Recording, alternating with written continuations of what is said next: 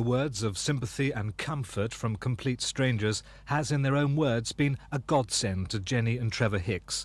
Letters and cards still arrive by the sackload from all over the world, and even the most obscurely written address has found its way to their Middlesex home. And for Trevor, only this morning, one sentence from one letter he opened summed up the goodwill. He says, "I've enclosed a tribute of my own, which I really want you to have. This disc means a great deal to me, but there's nothing more I'd like more than for you to have it as a constant reminder that your daughters will never walk alone." The girls, 19-year-old Sarah, a chemistry student at Liverpool University, and 15-year-old Vicky were passionate football fans. They went together behind the goal at Hillsborough to be with friends, leaving Mum and Dad in different parts of the ground. Whenever the family was together, one main talking point was always Liverpool Football Club.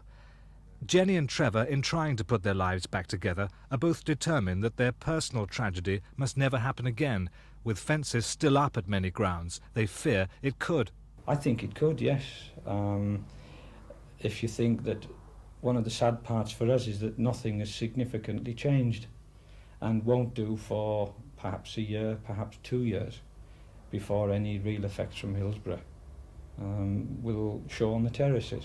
If everyone could just change their attitude and consider, I mean, you take us, we're a typical football supporting family. The pendulum has swung too far in, if you like, defending the pitch from the hooligans, instead of letting the real supporters get on and have a family afternoon's fun, if you like, supporting their team. The government seemed determined to bring in identity cards as a means of crowd safety. Do you think this will help in any way? I know a little about access control systems from a job I was in before, and even if we have super duper computers, just imagine what would have happened if the computer had broken down at 2:45 on Saturday. You'd have had 20,000 people pretty angry trying to see a game that they've travelled many hundreds of miles. Remember, lots of people travel. Similarly, there's the human rights, if you like. Why should we, as perfectly respectable people, have to carry an ID card just because we want to go to football? Whereas anyone going to cricket at Lord's, for instance, who could be a thief, a vagabond or anything else, doesn't. Part of what we're doing to you today is to try to let people see that fans aren't hooligans, and that, you know, they should get justice, if you like, and a fair crack of the whip at the inquiry. What justice can there be for you?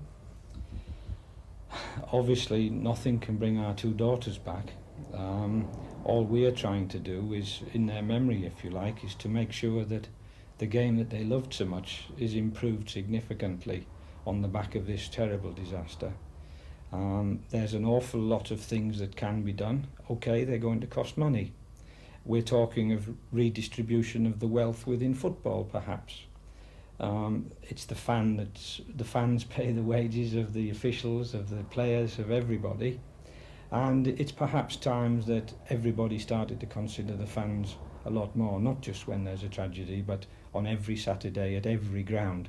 There's a great deal of money coming in now from the public. Do you think some of that should go back to the grounds in order to improve facilities for fans? Yes, we were asked the question, for instance, should the FA Cup go ahead? Now, we feel, as we said earlier, that yes, the clubs have to carry on. There has been a period of mourning. They now have to go and support the bereaved and the dead on the pitch. But for instance, the FA should do something with perhaps the receipts from the rest of the FA Cup competition.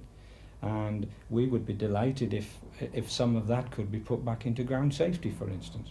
You're both very calm and you're not showing any anger, but you must have gone through hell to get to this stage. We're extremely angry. We're angry, we're distressed, we are lots of things. This is one of our ways of coping with it, if you like. But it was totally preventable. This is the point. It was so preventable with a little forethought. Yes.